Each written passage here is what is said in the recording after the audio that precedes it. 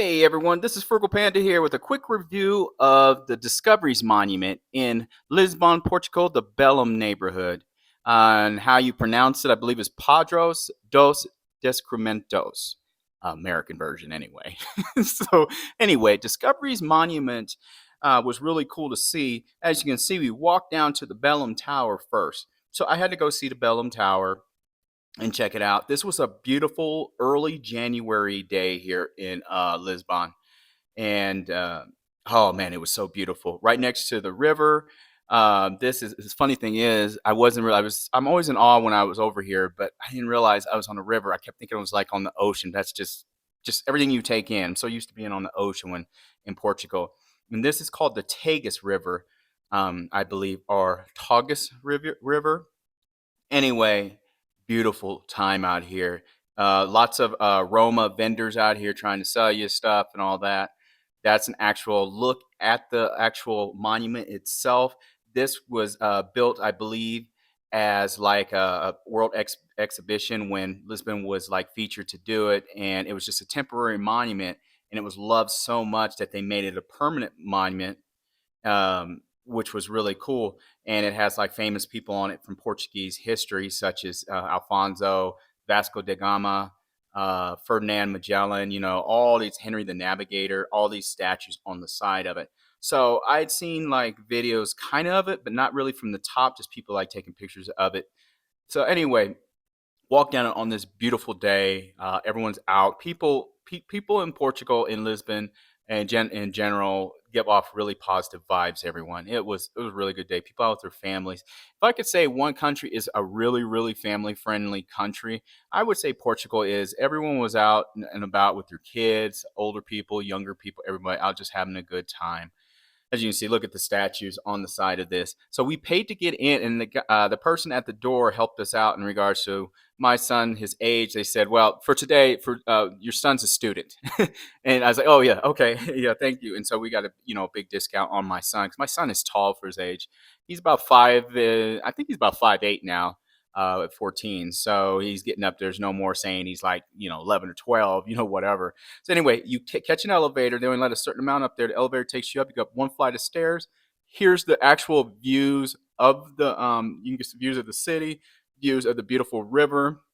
There was boats out on it. Like I said, it was just a totally gorgeous day here, and I got so much footage. I'm gonna keep putting it up. I can't tell you the prices, but you can easily go online and look. This was kind of a last minute. I didn't realize this was our last day in Portugal. I thought we had one more day, so we're walking, going other places too. And then I realized, and she says to me, I said, "Yeah, well, tomorrow we got to get up early and leave." She says, "No, that's tonight." And to me, honestly, I've had so much fun. I had so much fun in Portugal and loved my time over there. It felt like I was going to a funeral. To be honest with you, that's how much I really enjoy this country. Portugal is a really awesome country. The food is great, the people are awesome, the weather's great, the views are great. It's just chill. I think that's a big deal to me too. It's just relaxing. This is a big city. There's like I believe 3 or 4 million people that live here. It's a big city. It's just beautiful. It's got lots of history.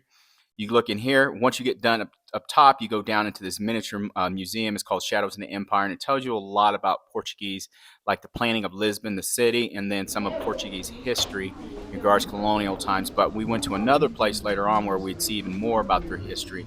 And Portugal's a very interesting country because during the time all the colonies were getting their independence, and like Britain and all of them were like, tell them, okay, you guys can be independent and all this stuff.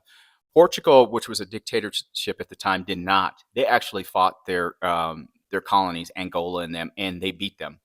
But the one of the benefits to the Portuguese people, even though they won, they can't those wars and stuff, is that the Portuguese people got fed up with this. All their people, their men, having to go fight these wars and stuff. That they overthrew the dictatorship, and they probably having economic problems and different things. And this is what we have today: is the modern Portugal society, modern Portugal country. But there's lots of different influences here. You see all the different types from socialist to communist inscriptions spray painted on the side of stuff. It's a melting pot of different ideas, I believe. But don't this little country right here, and I say little, it's not that little by American standards. It's a great country. It's a good country. These people have a long history to be proud of, to be honest with you, of different things, different influences. They have so much. There's a World Heritage Site everywhere you go. So anyway, would I recommend the Discoveries Monument? Oh yeah, go check it out. I'm telling you, if you're in Portugal, check this stuff out. Here's the cool thing about here, though. You don't have to worry about it taking up half your day. You don't really have to. You can go up tops, go around, check it out. You can walk through the museum pretty quickly because there's lots of museums to see in regards to this and their history and stuff. There's a history museum everywhere. It's Portugal. So it's an ancient country basically.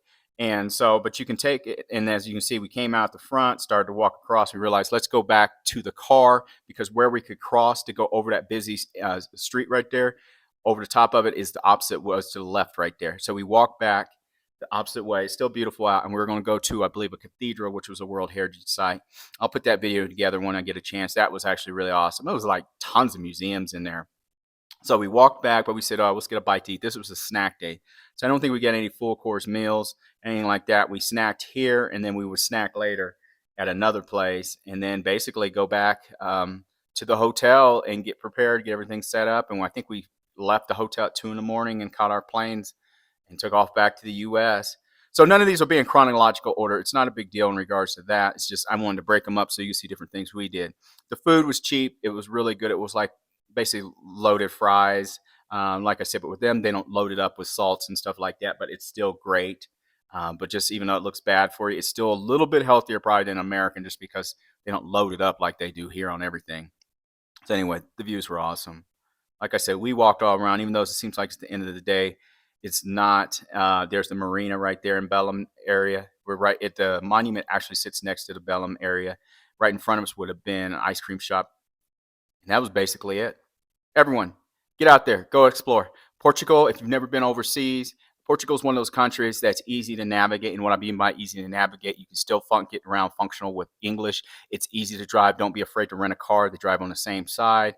A lot of them are sticks, so if you're not used to driving a stick, you can get them automatic. Basically, it's an easy country. If your first exploration out of the country, you'll love it. It is great. It's a great place. Open mind.